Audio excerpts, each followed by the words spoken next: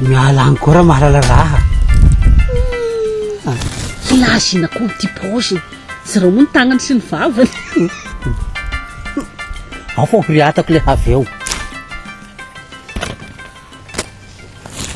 Salama. Salama.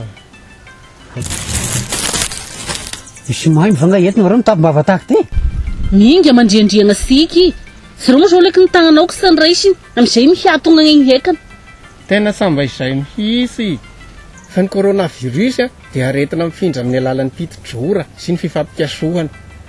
Dia izao ro anton'izao tapim-bava sy say fandraisan-tagnana ary hiatahana ray metatra zao.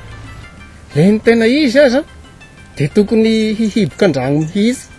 Rehefa tsy maintsy hiainga noho ny antony sy azo ny harana dia mitandry tegna tahaka anahy zao. Aretiny mpanan-karena sy ny agnandreny vofegny hoy izao. Fihevisa tena diso zay. Agnareo aza dia mino sahy tahaka io fa horipaka eto ny isika. Ny coronavirus samba mifidy olo horiatana rehefa samy tandriny. Samba misy resaka tao na saranga na toerana fa mety ho vo aby. Kay ferro. Agnay moa ro samba mahalala fa dia resak'oloko dia nitenoana. Misaosanao. Fa leko agnay koa agnanatsy ny hafa mba hiarahantsika miady amin'ny ty aretin-dratsy coronavirus ty. Asika aby eny zao rahoana. Ano hitandriny aby isika mba say paritahan' ty valanaretiny ty. Manaova tahaka izao. Vahoaka malagasy miara-mientana handresy ny coronavirus.